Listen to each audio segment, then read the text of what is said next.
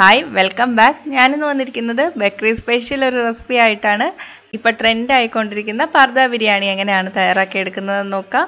നല്ല എളുപ്പത്തിൽ ഓവനൊന്നും ഇല്ലാതെ നമുക്കിത് തയ്യാറാക്കി എടുക്കാൻ പറ്റും.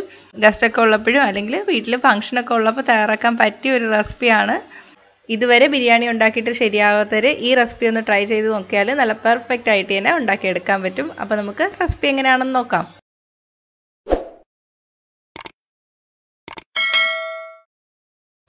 ആദ്യം നമുക്ക് പർദ തയ്യാറാക്കി എടുക്കാം. അതായത് ബിരിയാണിയുടെ മുകളിൽ നമ്മൾ വയ്ക്കുന്ന ബ്രെഡ് തയ്യാറാക്കി എടുക്കാനുള്ള മാവ് കുഴച്ചെടുക്കുക. അതിന് വേണ്ടിയിട്ട് ഞാനിവിടെ 2 കപ്പ് മാവാണ് എടുത്തിരിക്കുന്നത്. ഞാനിവിടെ 2 കപ്പ് മൈദമാവാണ് എടുത്തിരിക്കുന്നത്. മൈദമാവ് ഇല്ലെങ്കിൽ ഗോതമ്പ് മാവ് എടുത്താലും മതി. ഇനി ഉപ്പ് ചേർത്തിട്ട് നന്നായിട്ട് മിക്സ് ചെയ്ത് കൊടുക്കുക. ചേർത്തതിന് ശേഷം ഒന്ന് ടേസ്റ്റ് ചെയ്ത് നോക്കാം കേട്ടോ. അപ്പോൾ അറിയാൻ പറ്റും ഉപ്പ് കറക്റ്റ് ആയോ എന്ന്. 2 ടേബിൾ സ്പൂൺ തൈര്, 1 ടീസ്പൂൺ പഞ്ചസാര, 1 ടേബിൾ സ്പൂൺ എണ്ണ. ഞാനിവിടെ സൺഫ്ലവർ ഓയിലാണ് ഒഴിക്കുന്നത്. 1/2 ടീസ്പൂൺ ബേക്കിംഗ് സോഡ. ബ്രെഡ് നല്ല സോഫ്റ്റ് ആയിട്ട് വരാൻ വേണ്ടിയിട്ടാണ്. ഇതെല്ലാം കൂടി ചേർത്തിട്ട് നന്നായിട്ടൊന്ന് മിക്സ് ചെയ്ത് കൊടുക്കുക. ഇനി ഇതിലോട്ട് ഇളം ചൂടുവെള്ളം ഒഴിച്ചിട്ട് നന്നായിട്ട് കുഴച്ചെടുക്കണം. നമ്മൾ ചപ്പാത്തിക്കൊക്കെ കുഴച്ചെടുക്കില്ലേ, അതുപോലെ വേണം കുഴച്ചെടുക്കാൻ വേണ്ടിയിട്ട്. വെള്ളം കൂടി പോവരുത്. കുറച്ച് വെള്ളം ഒഴിച്ചിട്ട് കുഴച്ചെടുത്താൽ മതി. 10 മിനിറ്റ് നന്നായിട്ട് കുഴച്ചെടുക്കണം. മാവ് നല്ല സോഫ്റ്റ് ആയിട്ട് വരണം.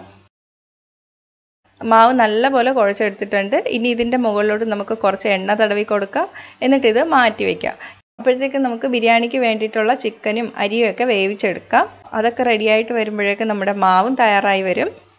ഇനി ഒരു പാൻ വയ്ക്കുക. ഇതിലോട്ട് 1 ടേബിൾ സ്പൂൺ നെയ്യ് ഒഴിച്ചു കൊടുക്കുക. നെയ്യ് ചൂടായിട്ട് വരുമ്പോൾ ഒരു പിടി അണ്ടിപ്പരിപ്പ് ഇട്ടിട്ട് വറുത്തെടുക്കാം. അണ്ടിപ്പരിപ്പിനൊന്നും പ്രത്യേകിച്ച് അളവൊന്നുമില്ല, നിങ്ങളുടെ ഇഷ്ടത്തിനനുസരിച്ചിട്ട് ചേർക്കാം. മീഡിയം തീയിലിട്ടിട്ടൊന്ന് വറുത്തെടുക്കാം. ചെറുതായിട്ടൊന്ന് നിറം മാറി വന്നാൽ മാത്രം മതി.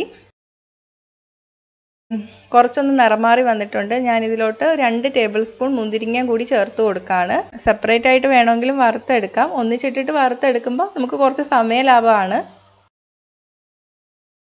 മുന്തിരി വേർത്ത് വന്നിട്ടുണ്ട്. നമുക്ക് കോരി മാറ്റാം. ഇനി ഇതിലോട്ട് ഞാൻ 1/4 കപ്പ് എണ്ണ കൂടി ചേർത്ത് കൊടുക്കുകയാണ്. ഞാനിപ്പോൾ സൺഫ്ലവർ ഓയിലാണ് ചേർത്തത്.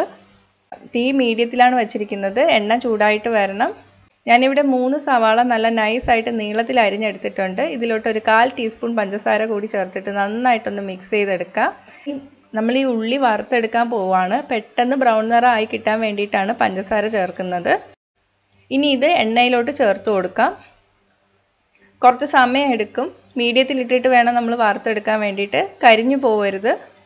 ഈ സമയത്ത് നമ്മൾ ഉപ്പൊന്നും ചേർക്കണില്ല. ഉപ്പ് നമുക്ക് പിന്നെ ചേർക്കാം. ഇതുപോലെ നമ്മൾ വറുത്തെടുക്കണം. ഇന്നൊരു 1/4 ഭാഗം നമുക്ക് കോരി മാറ്റാം. അത് നമുക്ക് ഗാർണിഷ് ചെയ്യാൻ വേണ്ടിയിട്ട് യൂസ് ചെയ്യാം. തീ സിമ്മിലോട്ട് ഇട്ട് കൊടുക്കുക. കരിഞ്ഞു പോകരുത്. ഇതിലോട്ട് 1/2 കിലോ ചിക്കൻ ചേർത്ത് കൊടുക്കാം. ഞാനിപ്പോൾ ചെറിയ സൈസായിട്ടുള്ള ചിക്കനാണ് എടുത്തിരിക്കുന്നത്. 1 ടേബിൾ സ്പൂൺ ഇഞ്ചി വെളുത്തുള്ളി പേസ്റ്റ്, 3 പച്ചമുളക്. നന്നായിട്ടൊന്ന് മിക്സ് ചെയ്ത് കൊടുക്കാം. ഒരു വലിയ തക്കാളി, ചെറുതാണെങ്കിൽ 2 എണ്ണം വരെ ചേർക്കാം. ഇനി ഇതിലോട്ട് നമുക്ക് പൊടികൾ ചേർത്ത് കൊടുക്കാം. 1 ടീസ്പൂൺ കാശ്മീരി മുളക് പൊടി, 1 ടീസ്പൂൺ മല്ലിപ്പൊടി, 1/2 ടീസ്പൂൺ മഞ്ഞൾപ്പൊടി, 1/2 ടീസ്പൂൺ കുരുമുളക് പൊടി. നന്നായിട്ടൊന്ന് മിക്സ് ചെയ്യാം. എരിവ് കൂടുതൽ ഇഷ്ടമുള്ളവർക്ക് മുളക് പൊടിയോ അല്ലെങ്കിൽ പച്ചമുളകിൻ്റെ അളവ് കൂട്ടിയാൽ മതി. ഇതിപ്പോൾ ഒരു മീഡിയം അളവിൽ എരിവ് കാണും. ഇനി ഇതിലോട്ട് 1/2 കപ്പ് തൈര് കൂടി ചേർത്ത് കൊടുക്കുക. ഞാൻ എടുത്തിരിക്കുന്ന 1 കപ്പ് 250 ഗ്രാമിൻ്റെ ആണ്. നിങ്ങൾ ഏത് കപ്പിലാണോ അളന്നെടുക്കുന്നത് എല്ലാം ആ കപ്പിൽ തന്നെ അളന്നെടുത്താൽ മതി. ഇനി നമുക്കിതിലോട്ട് ഉപ്പ് ചേർത്ത് കൊടുക്കാം. നേരത്തെ ഉപ്പ് ചേർത്തിട്ടില്ലായിരുന്നു. ആവശ്യത്തിന് ഉപ്പ് ചേർത്തിട്ട് നന്നായിട്ടൊന്ന് ഇളക്കി കൊടുക്കുക. ഞാൻ കുറച്ച് കറിവേപ്പില കൂടി ചേർത്തിട്ടുണ്ടായിരുന്നു ഇതിൻ്റെ ഇടയ്ക്ക്. ഇനി ഇത് അടച്ചു വെച്ചിട്ട് നന്നായിട്ട് വറ്റിച്ചെടുക്കണം. ഒട്ടും തന്നെ വെള്ളം ഇല്ലാതെ നമ്മൾ വറ്റിച്ചെടുക്കണം. നമ്മളിത് ബ്രെഡിനകത്താണ് ബിരിയാണി സെറ്റ് ചെയ്തെടുക്കുന്നത്. അപ്പോൾ വെള്ളം കൂടിപ്പോയാൽ അത് ഒലിച്ച് ബ്രെഡെല്ലാം നനഞ്ഞു പോവും. ഇപ്പോൾ വെള്ളമൊക്കെ വറ്റിയിട്ട് എണ്ണ തെളിഞ്ഞ് വന്നിട്ടുണ്ട്. ഇനി നമുക്കിതിലോട്ട് ഒരു പിടി മല്ലിയില ചേർത്ത് കൊടുക്കാം. മല്ലിയില ഒന്ന് വാടി വരണം. 1 ടീസ്പൂൺ ഗരം മസാല പൊടി കൂടി ചേർത്ത് കൊടുക്കുക. നന്നായിട്ടൊന്ന് ഇളക്കിയതിന് ശേഷം നമുക്ക് തീ ഓഫ് ചെയ്യാം. ഇനി നമുക്ക് അരി വേവിച്ചെടുക്കാൻ വേണ്ടിയിട്ട് കുറച്ച് വെള്ളം തിളപ്പിച്ചെടുക്കുക. ഇതിലോട്ട് ആവശ്യത്തിന് ഉപ്പ് ചേർത്ത് കൊടുക്കുക. വെള്ളത്തിൽ ഉപ്പ് തോന്നുന്ന വിധത്തിൽ വേണം ഉപ്പ് ചേർക്കാൻ. എന്നാലേ അരി വെന്ത് വരുമ്പോഴേക്ക് ചോറിൽ നല്ല ഉപ്പ് തോന്നുള്ളൂ. അധികം കൂട്ടിയിടാനും പാടില്ല. ഇനി ഇതിലോട്ട് ഒരു ഉണക്കനാരങ്ങ ചേർത്ത് കൊടുക്കുകയാണ്. ഉണക്കനാരങ്ങ ചേർത്തിട്ട് അരി വേവിക്കുമ്പോൾ അരിക്ക് നല്ല ടേസ്റ്റ് ആയിരിക്കും. ഉണ്ടെങ്കിൽ ഇത് ചേർക്കുക, ഇല്ലെങ്കിൽ അരമുറി നാരങ്ങയുടെ നീര് ചേർത്താൽ മതി. 2 കറുകയില, 1 തക്കോലം, 4 ഏലക്ക, 4 ഗ്രാമ്പു, 4 കുരുമുളക്. ഇനി വെള്ളം നന്നായിട്ട് തിളച്ച് വരണം. വെള്ളം തിളച്ച് വരുമ്പോഴേക്ക് നമുക്ക് അരി ചേർത്ത് കൊടുക്കാം. ഞാനിവിടെ 2 കപ്പ് അരിയാണ് എടുത്തിരിക്കുന്നത്. അരി 1 മണിക്കൂർ മുന്നേ വെള്ളം ഒഴിച്ചിട്ട് കുതിർന്ന് വരാൻ വേണ്ടിയിട്ട് വെച്ചിട്ടുണ്ടായിരുന്നു. നന്നായിട്ട് കഴുകിയിട്ട് വേണം ചേർത്ത് കൊടുക്കാൻ. ഇനി ഈ അരി നന്നായിട്ട് വെന്ത് വരണം. വെന്ത് ഉടഞ്ഞു പോകരുത്, പക്ഷെ വെന്ത് വരണം. നമ്മൾ സാധാരണ ദം ബിരിയാണിക്ക് വേവിച്ചെടുക്കുന്ന പോലെ മുക്കാൽ വെന്താൽ പോരാ, നന്നായിട്ട് തന്നെ വേവിച്ചെടുക്കണം. എന്നാലും വെന്ത് കുഴഞ്ഞു പോകാനും പാടില്ല. അപ്പോൾ ദാ അരി വെന്ത് വന്നിട്ടുണ്ട്. നല്ല കറക്റ്റായിട്ട് വെന്തിട്ടുണ്ട്. വെന്ത് ഉടഞ്ഞു പോയിട്ടുമില്ല. ഇനി നമുക്ക് തീ ഓഫ് ചെയ്തതിന് ശേഷം വെള്ളം വാർന്നു വരാൻ വേണ്ടിയിട്ട് അരിപ്പയിലോട്ടോ വല്ലതും ഒഴിച്ചു വയ്ക്കാം. ഇനി നമുക്കിത് പരത്തിയെടുക്കാം. ഞാനിപ്പോൾ മൊത്തം മാവ് ഒന്നിച്ച് പരത്തിയെടുക്കുകയാണ്. വലിയ പാത്രത്തിലാണ് ഉണ്ടാക്കിയെടുക്കുന്നത്. പരത്തുന്ന സ്ഥലത്ത് കുറച്ച് മാവ് വിതറിയിട്ട് വേണം പരത്തിയെടുക്കാൻ വേണ്ടിയിട്ട്. ഒട്ടിപ്പിടിക്കാതിരിക്കാനാണ്. നമ്മൾ കുബൂസിനൊക്കെ പരത്തിയെടുക്കില്ലേ, അത്ര കട്ടിയിൽ വേണം പരത്തിയെടുക്കാൻ. ചപ്പാത്തി പോലെ അത്ര നൈസായി പോകരുത്, എന്നാലും പൊട്ടിപ്പോവും. അധികം കട്ടി കൂടിപ്പോവുകയും ചെയ്യരുത്, എന്നാലും വെന്ത് വരില്ല. പരത്തിയെടുത്തതിന് ശേഷം 4ആക്കി മടക്കിയിട്ട് എടുത്തു മാറ്റുക. അങ്ങനെ ആകുമ്പോൾ പൊട്ടിപ്പോവില്ല. നമ്മളിത് ഓവനിലല്ല, അല്ലാതെയാണ് ഉണ്ടാക്കിയെടുക്കുന്നത്. അപ്പോൾ ഇതുപോലെ ഒരു പാത്രം എടുക്കുക. നോൺ സ്റ്റിക്ക് പാത്രം ഉണ്ടെങ്കിൽ അതാണ് നല്ലത്. ഞാനിപ്പോൾ കുറച്ച് വലിപ്പമുള്ള പർദ ബിരിയാണിയാണ് ഉണ്ടാക്കിയെടുക്കുന്നത്. നിങ്ങൾക്ക് വേണമെങ്കിൽ ആ മാവ് ചെറുതായിട്ട് പരത്തിയിട്ടും ഒരാൾക്കുള്ള പർദ ബിരിയാണി ഉണ്ടാക്കിയെടുക്കാം. ഇനി ഒട്ടിപ്പിടിക്കാതിരിക്കാൻ വേണ്ടിയിട്ട് ഇതിലോട്ട് കുറച്ച് നെയ്യ് തേച്ച് കൊടുക്കുക. എല്ലാ ഭാഗത്തും ആകുന്ന വിധത്തിൽ വേണം നെയ്യ് തടവി കൊടുക്കാൻ. ഇനി ഇതിലോട്ട് നമ്മൾ പരത്തി വെച്ചിരിക്കുന്നത് ഇട്ട് കൊടുക്കാം. ഇടുമ്പോൾ ശ്രദ്ധിക്കുക, കീറിപ്പോകാൻ പാടില്ല. അപ്പം ഇതുപോലെ ആക്കിയെടുക്കാം. ഇനി ഇതിലോട്ട് നമുക്ക് വറുത്ത് വെച്ചിരിക്കുന്ന അണ്ടിപ്പരിപ്പ് മുന്തിരിയും ഇട്ട് കൊടുക്കാം. വറുത്ത ഉള്ളി, കുറച്ച് മല്ലിയില, കുറച്ച് പുതിനയില, കുറച്ച് ചിക്കൻ്റെ പീസ്. ഇനി ചോറിട്ട് കൊടുക്കാം. ഇനി ഒരു ലെയറും കൂടെ നേരത്തെ പോലെ തന്നെ സെറ്റ് ചെയ്യാം.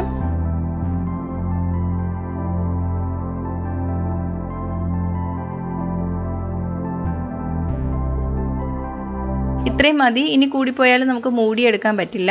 ഇനി വേണമെങ്കിൽ കുറച്ച് ഭംഗിക്ക് വേണ്ടിയിട്ട് മഞ്ഞ കളറും ചുവന്ന കളറും ചേർത്ത് കൊടുക്കാം. അത് ഓപ്ഷണലാണ്, വേണമെങ്കിൽ മാത്രം ചേർത്താൽ മതി.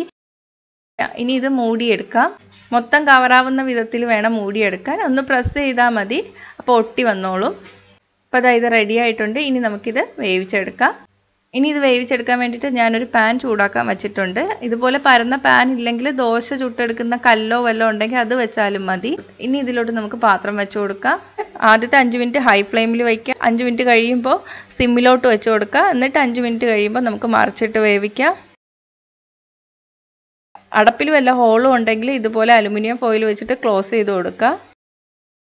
ഇനി നമുക്കിത് തിരിച്ചിട്ട് വേവിക്കാം. അപ്പോൾ അതാ മോൾ ഭാഗമൊക്കെ വെന്ത് വന്നിട്ടുണ്ട്. ഇതിൻ്റെ മുകളിൽ ഞാൻ പാത്രം എടുത്ത് മാറ്റണില്ല. പാത്രത്തിൽ ചൂടുണ്ടല്ലോ, അപ്പോൾ കുറച്ചും കൂടെ ഒന്ന് ചൂടായിട്ടിരിക്കും. പാത്രം ഇങ്ങനെ കമിഴ്ത്തി വെക്കുമ്പോൾ ഹാൻഡിലൊന്നും താഴത്തെ പാനിൽ തട്ടി നിൽക്കാതെ നോക്കണം കേട്ടോ. സിമ്മിലിട്ടിട്ട് 3-4 മിനിറ്റ് മതിയാവും വെന്ത് വരാൻ വേണ്ടിയിട്ട്. കരിഞ്ഞു പോവാതിരിക്കാൻ ശ്രദ്ധിക്കുക. ഇനി നമുക്കിത് എടുത്ത് മാറ്റാം. അപ്പോൾ നമ്മുടെ പർദ ബിരിയാണി റെഡി ആയിട്ടുണ്ട്. ഇനി ഞാനിത് മുറിച്ച് കാണിച്ചു തരാം. ഗസ്റ്റൊക്കെ ഉണ്ടെങ്കിൽ അവരുടെ മുന്നിൽ വെച്ച് മുറിക്കുന്നതാണ് നല്ലത്. ഓരോരുത്തർക്കും വേണ്ടിയിട്ട് ചെറിയ ചെറിയ പർദ ബിരിയാണി ആയിട്ട് നമുക്ക് തയ്യാറാക്കി എടുക്കാം. നല്ല സോഫ്റ്റാണ് ഈ ബ്രെഡ് കഴിക്കാനും നല്ല ടേസ്റ്റാണ്. ചിക്കൻ കൂടാതെ മട്ടൺ വെച്ചിട്ട് നമുക്കിത് തയ്യാറാക്കി എടുക്കാം. ചോറ് കണ്ടോ, നല്ല കറക്റ്റായിട്ട് വെന്തിട്ടുണ്ട്. വെന്തുടഞ്ഞൊന്നും പോയിട്ടില്ല. അപ്പം എന്തായാലും ഒന്ന് ട്രൈ ചെയ്ത് നോക്കണം. ബർത്ത്ഡേക്കായിരുന്നാലും ആനിവേഴ്സറിക്കായിരുന്നാലും അല്ലെങ്കിൽ ഈദിനൊക്കെ ഉണ്ടാക്കാൻ പറ്റിയ നല്ല ടേസ്റ്റി ആയിട്ടുള്ളൊരു ബിരിയാണിയാണ്. സാധാരണ ബിരിയാണി സർവ് ചെയ്യുന്ന പോലെ തന്നെ കൂടെ നമുക്ക് സാലഡും അച്ചാറും ഒക്കെ വിളമ്പാം. ട്രൈ ചെയ്ത് നോക്കിയിട്ട് നിങ്ങളുടെ അഭിപ്രായം കമൻറ്റ് ചെയ്യുക. ഇഷ്ടമായെങ്കിൽ ലൈക്കും ഷെയറും ചെയ്യുക. ഇഷ്ടപ്പെട്ടില്ലെങ്കിൽ ഡിസ്ലൈക്കും ചെയ്യുക. കൂടുതൽ റെസിപ്പികൾക്കായിട്ട് ചാനൽ ഇതുവരെ സബ്സ്ക്രൈബ് ചെയ്യാത്തവർ സബ്സ്ക്രൈബ് ചെയ്യാൻ മറക്കല്ലേ. നിങ്ങൾ ട്രൈ ചെയ്ത റെസിപ്പീസിൻ്റെ ഫോട്ടോസൊക്കെ എനിക്ക് അയച്ചു തരാൻ വേണ്ടിയിട്ട് താഴെ ഡിസ്ക്രിപ്ഷൻ ബോക്സിൽ ഒരു മെയിൽ ID കൊടുത്തിട്ടുണ്ട്. അതിലോട്ട് അയയ്ക്കുക. ഇൻസ്റ്റഗ്രാമിലും ഫേസ്ബുക്ക് പേജിലും ഫോളോ ചെയ്യുക. അപ്പോൾ അടുത്ത നല്ലൊരു റെസിപ്പി ആയിട്ട് കാണാം. ബൈ.